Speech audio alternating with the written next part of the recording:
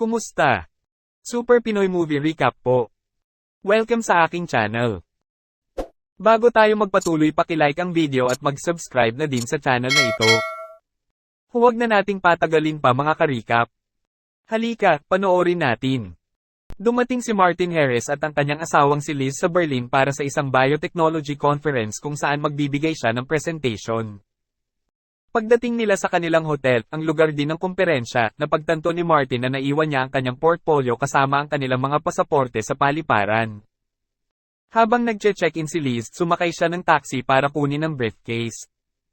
Nang ang kargamento ng truck ay bumagsak sa kalsada, ang taxi ay lumihis sa ilog. Ang driver ng taxi na si Gina ay nagligtas sa kanya ngunit nawala sa nang dumating ang mga awtoridad. 4 na araw nang nakoma si Martin. Nang siya ay muling gumising, ang kanyang alaala ay lumabo. Nang nakakita siya ng isang balita sa telebisyon tungkol sa kumperensya ng biotechnology, naaalala niya na siya ay dapat na naroon. Nag-check out siya sa ospital at pumunta sa hotel. Nakita niya si Liz sa isang reception at gusto niya itong yakapin. Ngunit sinabi nito na hindi siya kilala at ipinakilala sa lahat ang kanyang asawa na nagsasabing siya si Martin Harris. Si Martin ay gumagala sa mga lansangan ng Berlin. Tinunton niya si Gina, isang iligal na imigrante na nagtatrabaho ng maraming petty jobs. Ayaw siyang tulungan nito dahil nanganganib siyang ma-deport. Pinuntahan ni Martin si Professor Bressler, isang bioscientist ng Aleman na nakatawagan niya sa telepono tungkol sa kanilang mga plano na baguhin ang produksyon ng pagkain. Pero pagdating niya, andoon na ang pangalawang Martin. Pagkatapos ng isang pagtatalo, si Martin ay inihatid palabas ng mga pulis. Pinasuri niya ang kanyang sarili sa ospital para sa higit pang medical test. Ang isa sa mga nurse ay nagbigay sa kanya ng pangalan ng isang pribadong detective. Pagkatapos ng isang mga test, pinatay ng isang hitman ang nurse at sinubukang tumakas kasama si Martin, ngunit nawala si Martin sa mataong emergency room at nakatakas. Pinuntahan ni Martin ang pribadong detective, si Ernst Jürgen, isang dating opisyal ng Stasi. Naniniwala si Jürgen sa kwento ni Martin, at sinabihan siyang subaybayan muli si Gina.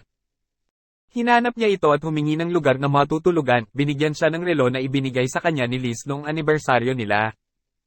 Habang siya ay naliligo, biglang pumasok ang hitman. Napatay ito ni Gina gamit ang sarili niyang lason.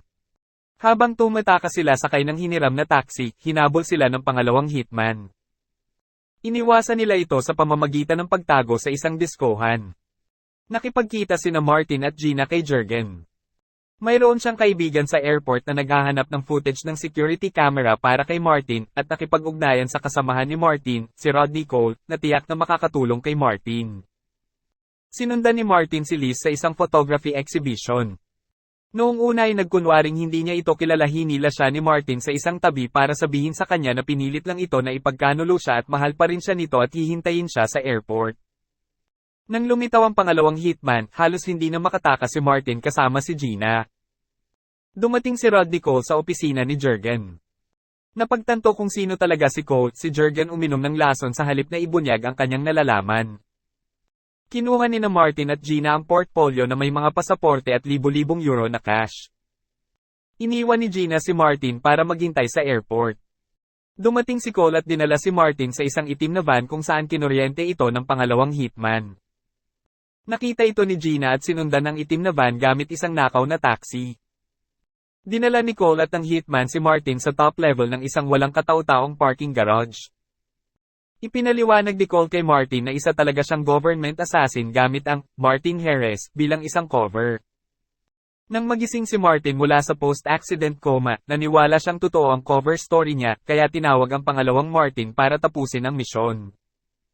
Bago mapatay ng pangalawang hitman si Martin, dinurog siya ni Gina sa pagitan ng van at taxi, ang impact ay nagpabagsak ng van, kasama si Cole, sa ibaba. Naalala na ni Martin ang lahat. Ilang buwan na ang nakalipas ay pumunta sila ni Liz sa hotel para magtanim ng bomba. Ito ay gagamitin upang patayin si Bressler sa paraang masisisi sa mga Muslim extremist na sumasalungat sa liberalisasyon ng mga plano ni Prince Shada na nag-sponsor din ng biotechnology conference. Nagkarera sila ni Gina papunta sa hotel. Doon, sa isang reception para kay Bressler, kinopya ni Liz ang mga file na naglalaman ng impormasyon tungkol sa isang bago, at madaling palakihin na variety ng mais, at inon ang bomba. Dumating si Martin sa saktong oras at hinikayat ang security ng hotel na may sasabog na bomba. Nang lumikas ang mga security sa hotel, pinuntahan ni Liz para desarmahan ang bomba habang sinusundan ng pangalawang Martin si Bressler para patayin ito.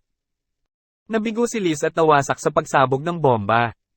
Naglaban sina Martin at ang pangalawang Martin sa gitna ng mga labi habang nanunood si Gina. Pinatay ni Martin ang pangalawang Martin gamit ang isang biyak na salamin. Kinabukasan, malayang ibinibigay ni Bressler at Prince Shada ang kanilang bagong mais sa mundo, sa kanilang kapwa pagsisikap na wakasan ang gutom sa mundo. Gamit ang mga karagdagang peking pasaporte na natagpuan sa kanyang briefcase, sabay na umalis sina Martin at Gina sa Berlin, bilang sina Henry at Claudia Taylor. At dito nagtapos ang ating magandang kwento. Salamat!